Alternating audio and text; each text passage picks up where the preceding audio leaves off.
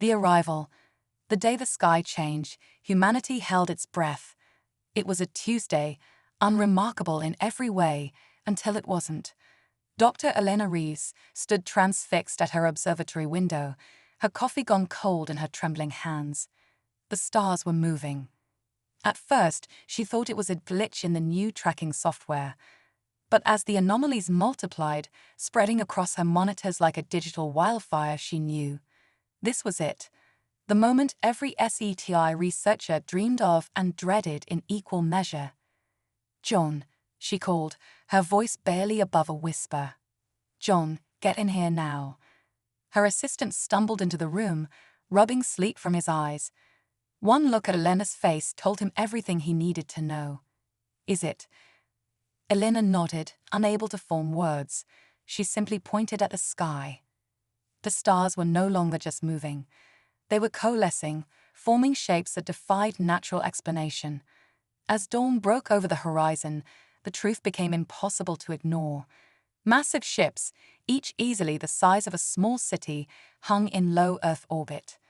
Their surfaces gleamed with an otherworldly iridescence, reflecting the rising sun in prismatic cascades. Within hours, the news had spread globally. Social media exploded with grainy photos and shaky video footage.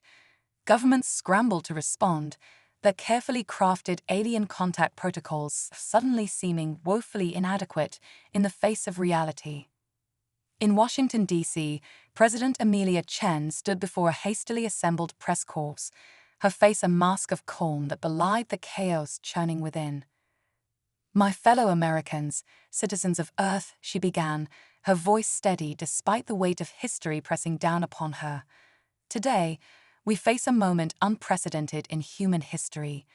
We are not alone in the universe, and our cosmic neighbors have made their presence known." As she spoke, military forces around the world were mobilizing. Fighter jets scrambled, missiles were prepped, and soldiers poured into strategic positions. The possibility of hostile intent couldn't be ignored, no matter how much humanity hoped for peaceful contact. In orbit, aboard the International Space Station, Commander Yuki Tanaka watched the alien vessels with a mixture of awe and trepidation.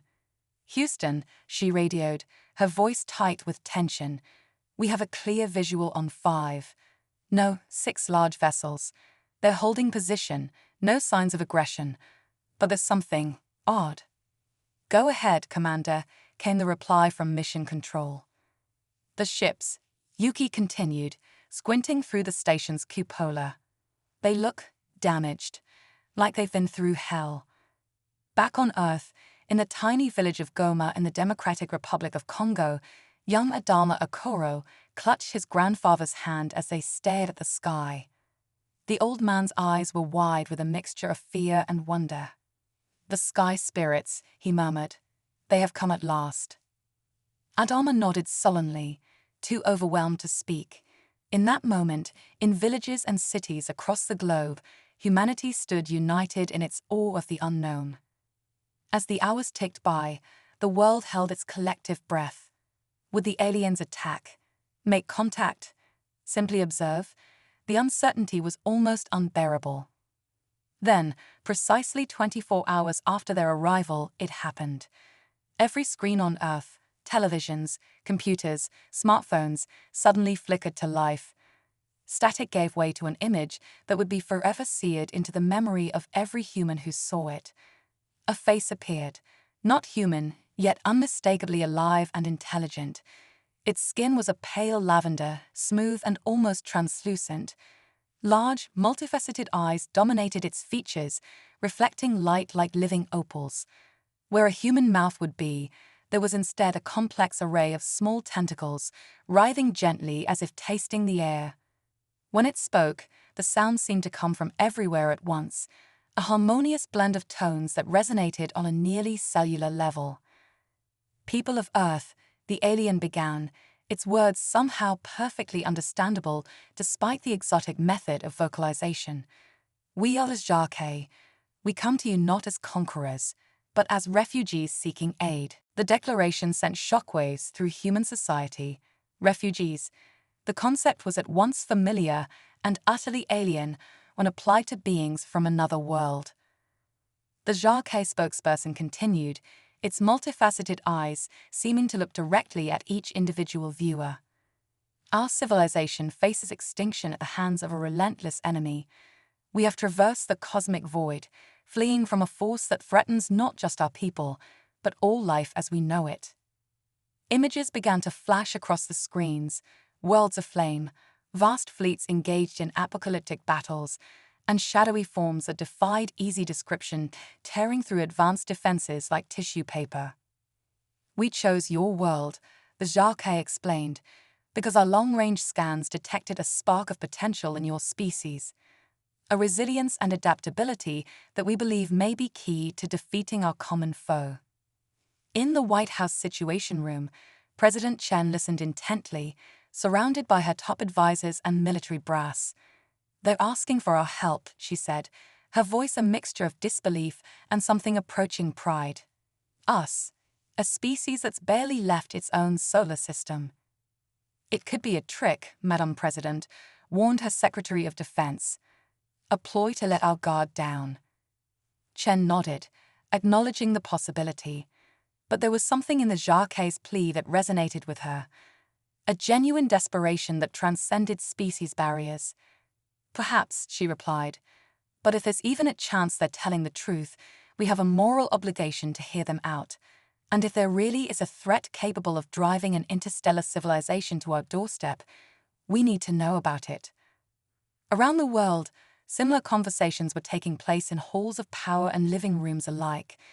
The initial shock of first contact was giving way to a complex tapestry of emotions: fear, excitement, suspicion, and hope all intertwined.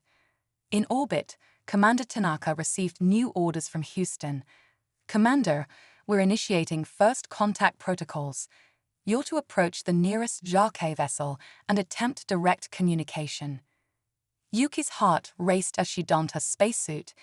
This was the moment every astronaut dreamed of, yet few truly believed would ever come. As she exited the airlock and fired her maneuvering jets, the enormity of the situation hit her full force. She was about to become the first human to directly interact with an alien species. As Yuki approached the massive Jacques ship, she noticed details that weren't visible from a distance. The vessel's hull was scarred and pitted, telling a tale of desperate battles and narrow escapes. A hatch arised open, and a figure emerged, a Jacques in what appeared to be their own version of a spacesuit. "Greetings," Yuki said, her voice steady despite her racing pulse. "I am Commander Yuki Tanaka of Earth. On behalf of humanity, I welcome you to our world." The Jacques' reply came not in words, but in a burst of color and light that danced across its suit. Somehow, Yuki understood the meaning as clearly as if it had been spoken. "We are grateful for your welcome, Commander Tanaka of Earth. I am Jorax, emissary of the Jacques. May our meeting mark the beginning of a bond that will preserve both our peoples." As Yuki and Jorax conversed, trading information and tentative gestures of friendship, the first seeds of an interstellar alliance were sown. Back on Earth, humanity grappled with the implications of this cosmic revelation. Religious leaders sought meaning in ancient texts, scientists salivated at the prospect of advanced alien technology, and ordinary people wondered how their lives would change in this new era of confirmed extraterrestrial life. In her observatory, Dr. Elena Rees pored over the data streaming in from the Jacques ships. "It's incredible," she murmured to her assistant. "Their method of faster-than-light travel. It's like they're weaving themselves through the fabric of spacetime." John nodded, equally awestruck. "But what about this enemy they're running from? If it can threaten a civilization capable of FTL travel..." Elena's expression grew grim. "Then we need to take their warning very, very seriously." As the first day of this new era drew to a close, humanity stood at a crossroads. The decision to aid the Jacques would irrevocably alter the course of human history, potentially drawing Earth into an interstellar conflict beyond anything they had ever imagined. Yet in living rooms and public squares around the world, a sense of cautious optimism began to take hold. Humans looked to the stars with new eyes, seeing not just distant points of light, but a galaxy teeming with life, danger, and possibility. In Goma, young Abdalma turned to his grandfather. "What do you think will happen now?" he asked, his voice filled with equal parts excitement and trepidation. The old man smiled, his weathered face creasing with wisdom earned over a long life. "Now, my boy, now we show these sky spirits what it truly means to be human. Our strength, our compassion, our relentless spirit, these are the gifts we offer to the stars." As night fell, the Zarkei ships glimmered in the heavens, a constant reminder that everything had changed.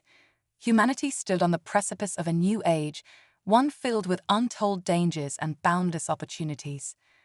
The cosmic tapestry had been rewoven, and Earth's thread now shimmered with newfound significance.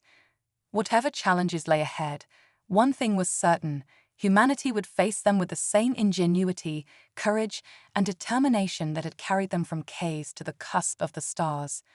The adventure was just beginning. The Coalition, the weeks following first contact, were a whirlwind of activity unlike anything humanity had ever experienced.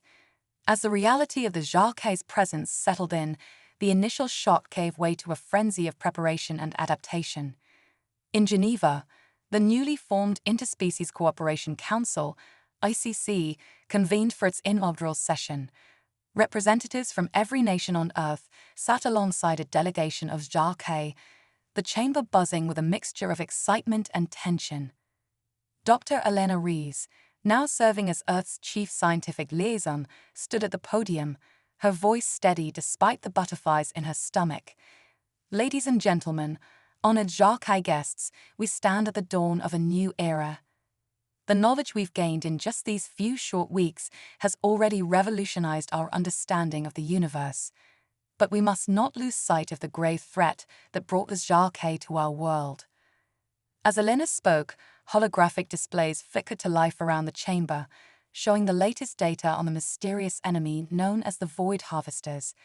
Gasps and murmurs rippled through the human delegates as they saw, for the first time, the true scale of the threat they faced. Zorax, the Zarkei emissary, moved to the center of the chamber. His crystalline voice resonated through the hall, translated in real time by the advanced systems the aliens had provided. "We thank you for your willingness to stand with us," Zorax said, his multifaceted eyes sweeping the room. "But we must warn you, the path ahead will not be easy. The Void Harvesters are unlike any foe you have ever faced.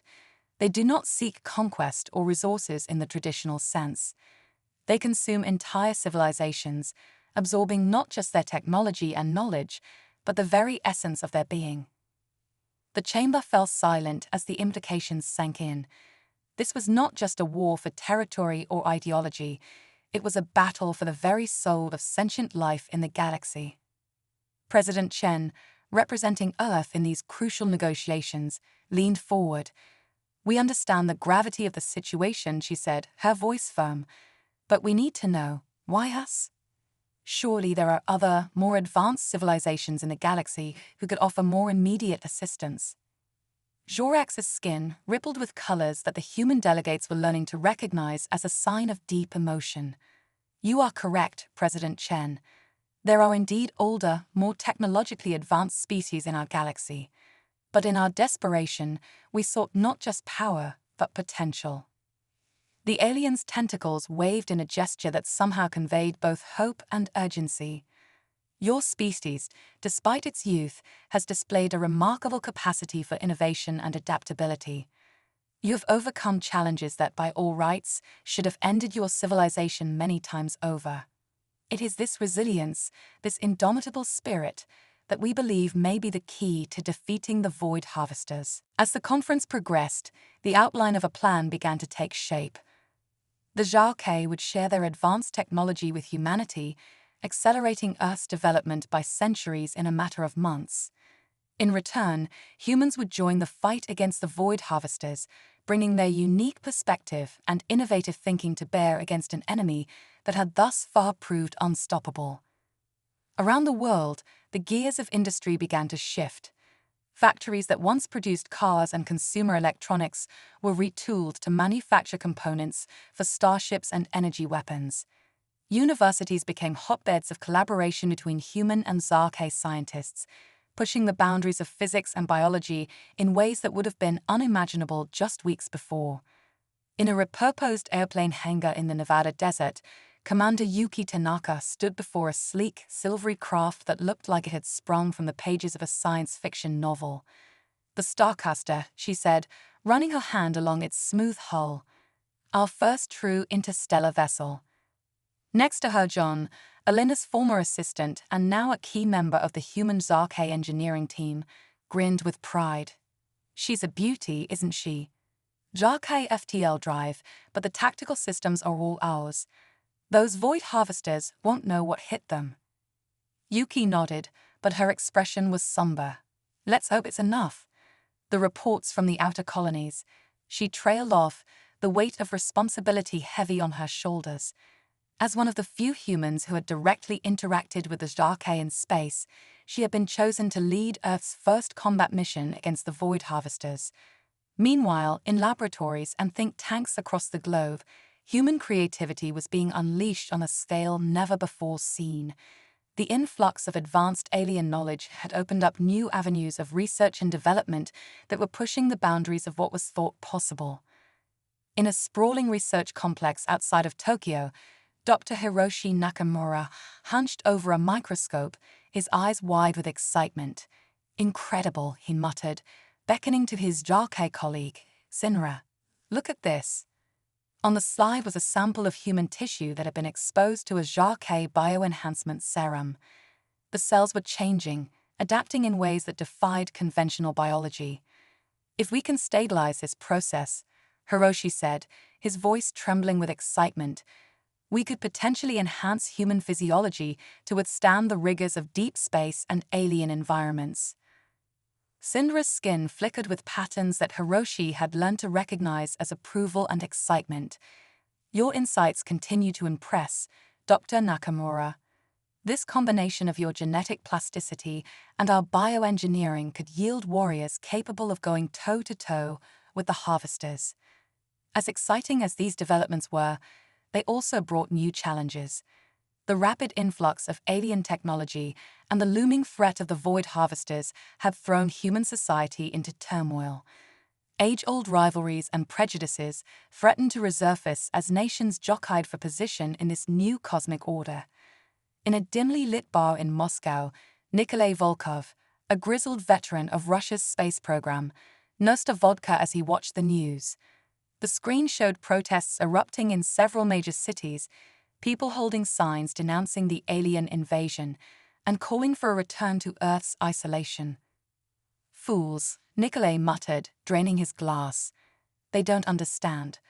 We're all in this together now, human, Zarkay, whatever else is out there. It's unite or die." His companion, a younger engineer named Svetlana, nodded grimly. "I know. But fear is a powerful thing. People are scared, Nikolai. Everything they thought they knew about the universe has been turned upside down." Nikolai's response was cut short as breaking news flashed across the screen. A Zarkay transport ship, ferrying critical technology to a research facility in Brazil, had been shut down by extremists. The image of the burning wreckage, a tangle of alien alloys and human construction, was a stark reminder of the challenges that lay ahead. As emergency responders rushed to the scene, President Chen appeared on screens worldwide, her face a mask of controlled anger and determination. "This act of terror," she declared, "is not just a crime against our Zarkay allies, but against humanity itself. Let me be clear, we cannot afford to give in to fear and ignorance. The threat we face is real, and it is coming. Our only hope of survival lies in cooperation, in embracing this opportunity to join a larger galactic community." Her words seemed to resonate as counter-protests began to spring up, with humans and Zarkay standing side by side, calling for unity and understanding. In orbit, aboard the International Space Station, now expanded and upgraded with Zarkay technology, astronauts and aliens worked together, their differences forgotten in the face of the cosmic panorama spread out before them. Sarah Lindström, a Swedish physicist, floated next to Kelter, a Jacques navigation expert, both of them poring over star charts that showed the advance of the void harvesters. "They're getting closer," Sarah murmured, a chill running down her spine despite the station's regulated temperature. Kelter's tentacles waved in a gesture Sarah had come to recognize as grim agreement. "Yes, but look here," the alien said, pointing to a sector where the harvester's advance had slowed. The combined Jacques and human fleet managed to halt their progress in this system. "It's not much, but it's the first real victory we've had in decades." Sarah felt a surge of pride and determination. "Then we build on it. We've got the best minds of two species working on this problem now. We'll find a way." As the day drew to a close, the sense of a world irrevocably changed hung in the air. In homes and habitats across the Earth, and in the makeshift Jacques settlements springing up around the globe, individuals of both species looked to the stars with a mixture of fear and hope. In his small apartment in Nairobi, Adama Okoro, now a young adult and part of the human Jacques cultural exchange program, sat with his Jacques friend Zorana. They were watching the sunset, the alien ships in orbit gleaming like new stars in the darkening sky. "Do you ever regret coming here?" Adama asked, turning to his friend. "Bringing this war to our doorstep." Zorana was quiet for a moment, her crystalline eyes reflecting the fading sunlight. "Sometimes," she admitted, "the burden of what we've done, involving your species in a war you didn't start, it weighs heavily on us. But then I see the way your people have risen to the challenge, the innovations you've already contributed to our shared cause, and I know we made the right choice." Adama nodded, feeling a swell of determination. "We're in this together now," he said, echoing the sentiment that was becoming a rallying cry across the planet. "Whatever comes, we'll face it as one." As night fell, the Earth spun on, its place in the cosmos forever altered. The coalition of humans and Jacques, forged in the crucible of necessity, was about to be tested in ways neither species could fully anticipate. The void harvesters were coming, and the fate of not just two species, but potentially all sentient life in the galaxy, hung in the balance. The next chapter of this cosmic saga was about to unfold, and humanity was determined to write it on their own terms. The night deepened, and across the globe, a mix of anticipation and unease settled over both human and Jacques communities. In research labs, military bases, and hastily constructed joint operation centers, work continued around the clock. The looming threat of the void harvesters cast a long shadow, but it also sparked unprecedented cooperation and innovation. In a subterranean facility beneath the Rocky Mountains, Dr. Elena Rodriguez pored over holographic displays of Jacques technology. Her team of human and alien scientists worked tirelessly to integrate Earth's most advanced defensive systems with the Jacques' formidable weaponry. "We're making progress," Elena murmured, her eyes gleaming with excitement as she manipulated a 3D model of a hybrid energy shield. "If we can successfully merge our quantum entanglement theories with their phase-shift technology, we might just have a defense capable of withstanding the harvester's initial assault." Across the room, her Jacques counterpart, Kelter, nodded in agreement. "Your species' adaptability continues to impress, Dr. Rodriguez. In mere months, you've grasped concepts that took our civilization centuries to develop." Meanwhile, in the dense rainforests of Brazil, a joint human Jacques expedition was underway. Led by Dr. João Silva, a renowned botanist, and Nayeli, a Jacques xenobiologist, the team searched for unique plant species that might hold the key to enhancing their coalition's biological defenses. As they pushed through the lush foliage, João paused, his hand brushing against a peculiar vine. "Nayeli, come look at this," he called out. "The cellular structure of this plant, it's unlike anything I've ever seen. It seems to have natural resistance to energy-based attacks." Nayeli's eyes widened as she examined the specimen. "Fascinating. This could be the breakthrough we've been searching for in developing organic shielding for our smaller vessels." In orbit, aboard the massive HFY flagship Starfire, human and alien pilots trained side by side in advanced flight simulators. Captain Yuki Tanaka, one of Earth's most skilled fighter pilots, emerged from a simulation pod, a face flushed with exertion and a grin of satisfaction. "That was incredible," she exclaimed to her HFY wingman, Zevran. "The maneuverability of your ships, combined with our tactical doctrines, we might actually stand a chance against those harvester swarms." Zevran chittered in agreement, his mandibles clicking excitedly. "Indeed, Yuki. Your species' ingenuity in combat situations is remarkable. I believe we are forging a force that will give the Void Harvesters pause." As these scenes of cooperation and progress unfolded across the planet and in near-Earth space, the first tendrils of the Void Harvester's vast armada began to appear at the edge of the solar system. Long-range sensors, both human and HFY, detected the ominous approach. In the depths of Cheyenne Mountain, the newly established Earth-HFY Joint Defense Command buzzed with activity. Holographic displays flickered to life, showing the incoming Void Harvester fleet's position. Admiral Helena Rees, her salt and pepper hair pulled back in a tight bun, studied the tactical overlay with a grim expression. Beside her, the HFY High Commander Krelvor's compound eyes scanned the data streams. "They're earlier than we anticipated," Rees muttered, her fingers tracing the projected path of the enemy armada. Krelvor's antennae twitched in agreement. "Indeed, but thanks to our combined efforts, we are not as unprepared as they might expect." A young lieutenant rushed into the command center, his face pale. "Admiral, High Commander, we've just received a transmission from the Europan outpost. It's gone dark." Rees and Krelvor exchanged a look of concern. Europa, with its vast subsurface ocean, had been a key research station for developing bioadaptive technologies. "We can't afford to lose that research," Rees said, her voice tight with tension. Krelvor's mandibles clicked thoughtfully. "Perhaps not all is lost.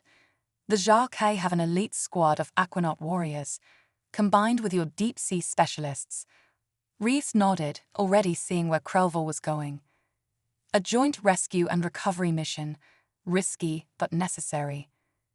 As they began to formulate their plans, alarms blared throughout the command center. On the main view screen, a swarm of smaller Void Harvester ships had broken off from the main fleet, accelerating towards Mars. "They're targeting our terraforming projects," a technician called out. Reeves squared her shoulders, her voice calm but filled with determination. "Alert Captain Tanaka and Zevran. Tell them to assemble their mixed squadron. We need to make a stand at Mars." Krelvor's exoskeleton shimmered with bioluminescent patterns of determination. "I will contact our organic shield research team. If Joe and Nayale have made the breakthrough we hoped for, we might be able to outfit at least a portion of our defensive fleet in time." As the command center erupted into a flurry of coordinated activity, Rees allowed herself a moment of reflection. The road ahead would be fraught with danger, but for the first time since the Void Harvesters had made their presence known, she felt a glimmer of hope. Humanity and the HFY, so different yet united in purpose, might just be the key to survival. "Send out the call," she ordered, her voice carrying across the command center. "All Earth and HFY forces, this is not a drill. Operation Starshield is now in effect. May whatever gods exist in this vast universe watch over us all." As Operation Starshield commenced, the combined forces of Earth and the HFY mobilized with unprecedented speed and coordination. The next several hours were a blur of frantic activity across the solar system. At Mars, Captain Yuki Tanaka led a mixed squadron of human and HFY fighters to intercept the incoming Void Harvester swarm. The battle was fierce, with energy weapons lighting up the Martian sky. The new organic shielding, hastily applied to key vessels, proved its worth, allowing the defenders to press their attack with renewed vigor. Meanwhile, on Europa, a joint team of human deep-sea specialists and HFY aquanaut warriors descended into the Moon's subsurface ocean. They fought through swarms of Void Harvester drones, eventually reaching the besieged research station. The recovery of crucial bioadaptive research data came at a heavy cost, with several team members sacrificing themselves to ensure the mission's success. Back on Earth, Joe and Nayale worked tirelessly to refine their breakthrough, rapidly prototyping new applications for the energy-resistant plant they had discovered. Their efforts led to a series of innovations in defensive technology, each advancement met with cautious optimism by the military leadership. As the main Void Harvester fleet approached the inner solar system, humanity and the Jarkey stood united, their combined technological prowess and tactical acumen put to the ultimate test.